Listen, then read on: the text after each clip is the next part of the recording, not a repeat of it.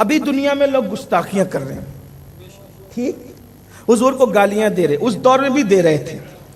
इमाम अहले सुन्नत इमाम अहमद रजा से पूछा गया कि जब हुजूर की गुस्ताखी हो तो क्या करना चाहिए? तवज्जो आपकी, हुजूर की जब गुस्ताखी हो तो करना क्या चाहिए? इमाम अहले सुन्नत सैयदी आला हज़रत अलैहि रहमत व रिदवान ने क्या बात की वो मैं आपके सामने पेश करता हूँ। कुछ लोग कहते हैं ना कि मोर्चा निकालना चाहिए, कुछ लोग कहते हैं झगड़ा करना चाहिए, कुछ लोग कहते हैं लड़ाई करना चाहिए। इमाम अहमद रजा सूफियों के गुलाम थे, उन्होंने कहा नहीं, ना झगड़ा करो, ना झगड़ा करो, ना लड़ाई करो, ना नारे लगाओ, ना चिल्लाओ। दुनिया यही तो चाहती है,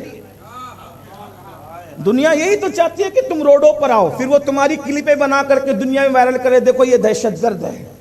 जब हुजूर को गाली दी जाए तो मुसलमान की जिम्मेदारी क्या है? तवज्जो, हाँ, अब मैं अपनी तरफ से नहीं पढ़ रहा हूं, अल अम्न वल उला के मुकद्दमे से मैं इबारत को हू बहू पढ़ के सुना रहा हूं।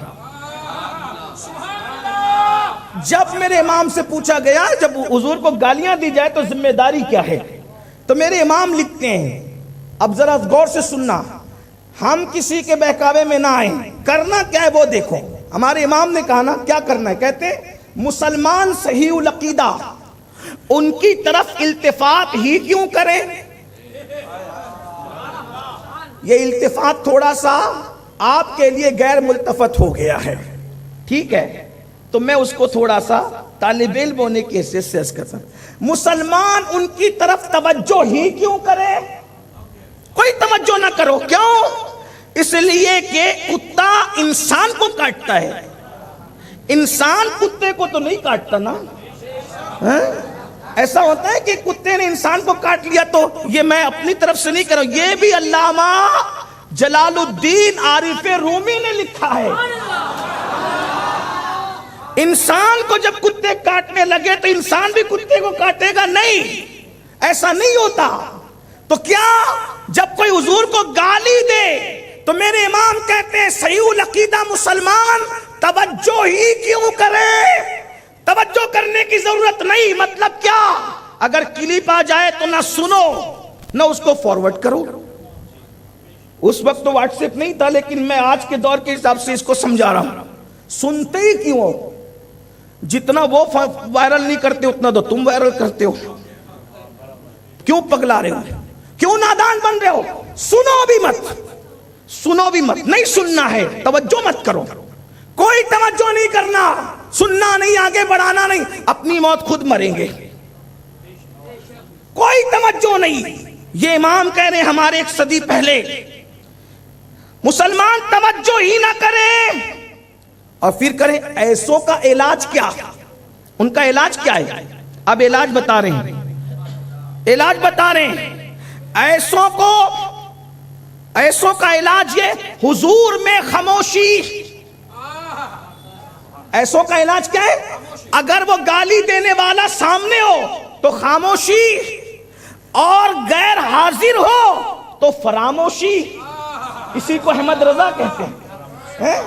हाँ, सामने हो तो खामोशी, और वो गाली देने वाला गुस्ताख पीठ पीछे हो तो फरामोश, उसका तस्करा ही मत करो। इसलिए कि नुत्फे ना तहकीक इस काबिल ही नहीं है कि सुन्नियों की महफिल का उन्वान बने। नबी को गाली तो वही देगा ना मेरे भाई जो अपने बाप का नहीं होगा। हर काफिर नबी को गाली नहीं देता, लेकिन नबी को गाली देने वाला अपने बाप का भी नहीं होता।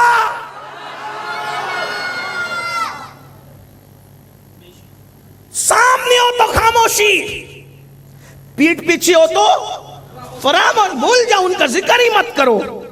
और फिर क्या कहा? अब क्या? लेकिन अब अपनी जिम्मेदारी, उठते बैठते हर हाल में महबूबे बेमिसाल के जिक्र पाक की गर्मजोशी। जवाब क्या है? जवाब क्या है? सामने हो तो खामोशी, पीठ पीछे फरामोशी। ये मोशी मोशी मोशी सुने, सामने खामोशी, पीठ पीछे फरामोशी। और जब तुम अपनी महफिलें सजाओ तो महबूबे बेमिसाल का जिक्र, उसमें गर्मजोशी, उठते बैठते चलते सिर्फ जिक्र मुस्तफा करो, जिक्र मुस्तफा करो, जिक्र मुस्तफा करो। हुजूर का गर्म जोशी से इतना जिक्र करो कि ये गुस्ताखियां करने वाले मुखालिफत की आग में खुद ही जल के मर जाए। उनके जिक्र की धूमें मचा दो। कैसे खतनाम हो तुम्हारे बच्चे की तो जिक्र मुस्तफा की महफिल सजाई जाए और उसमें अजमत मुस्तफा के ढंके बजाए जाए। शादी की महफिल हो तो फिर डीजे नहीं लगेगा, शादी की महफिल हो तो नाच गाने नहीं होंगे। अगर हुजूर से इश्क है तो उसमें भी इश्क मुस्तफा की महफिल होगी, रसूलुल्लाह का जिक्र होगा, हुजूर की याद होगी। मैयत हो जाए तो जनाजे पर मातम नहीं होगा। जिक्र मुस्तफा और फजीलत मुस्तफा जाने रहमत बया हर जगह जिक्र रसूल, जिक्र रसूल, जिक्र रसूल। इतना गर्म जोशी से करो कि पूरी दुनिया जिक्र मुस्तफा से गूंज जाए। सिर्फ कहा नहीं, करके दिखाया। हाँ, अब कैसे करें? गर्म जोशी हो। और ये महफिल भी जिक्र मुस्तफा से अब गर्म हो रही है। गर्म जोशी से जिक्र मुस्तफा, बैठते उठते मदद के वास्ते या रसूल अल्लाह की कसरत कीजिए। शिरक ठहरे जिसमें ताज़ीम हबीब, उस बुरे मजहब पे लानत कीजिए, कीजिए चर्चा उन्हीं का सुबह शाम, जाने काफिर पर क़यामत कीजिए। अल्लाह अकबर। अब आइए, इंसान या तो खुश होता है या तो गम होता है। अब तवज्जो करना, जब खुश होता है तो क्या कहता है? खुशी में क्या कहता है?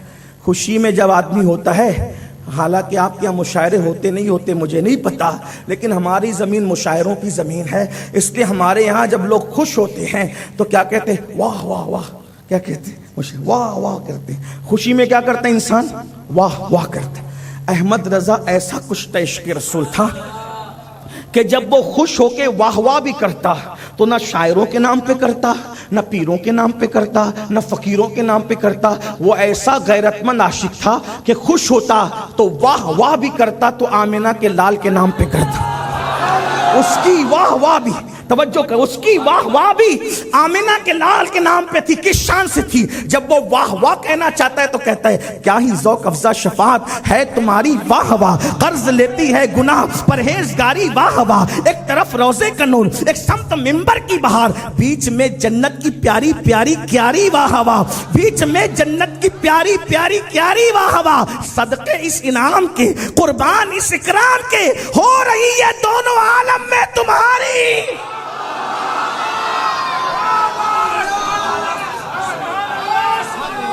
वो वाह वाह भी करता है तो अपने नबी के नाम पे करता है।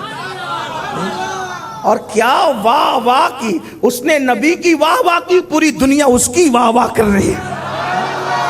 जो तो फरमाया, इससे पता चला जो नबी के डंके बजाएगा रसूलुल्लाह उसके डंके बजवा देंगे।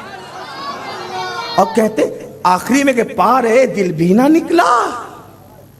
तवज्जो करें, पार है दिल भी ना निकला। ये शेर लखनऊ और दिल्ली वालों के काबिल है, लेकिन मैं खैर से भावनगर में पढ़ रहा हूँ, लेकिन आशिकों के दरमियान पढ़ना मुझे पता है। मैं कोई ताना नहीं दे रहा हूँ, लेकिन पढ़ रहा हूँ आशिकों के दर, और जो किसी को समझ में ना आए वो आशिकों को समझ आती है। पारा कहते हैं टुकड़े को, दिल कहते हैं दिल को। पार है दिल भी ना निकला, दिल से तोहफे में रजा। ऐ अहमद रजा, तेरे दिल से दिल का टुकड़ा भी नहीं निकला। किसके लिए आला हजरत?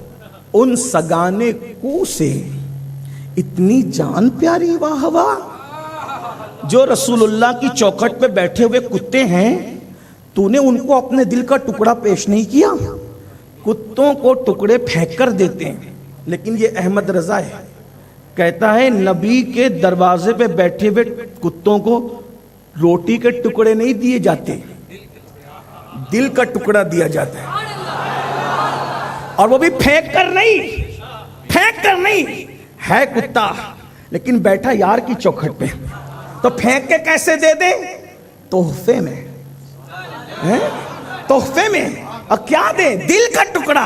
अल्लाह अकबर। फिर भी हक तो ये है कि हक अदा ना हुआ, वो कैसा कुश्ते इश्क हमें दर्श दिया जा रहा है। वाह वाह भी करो तो नबी के नाम पे करो।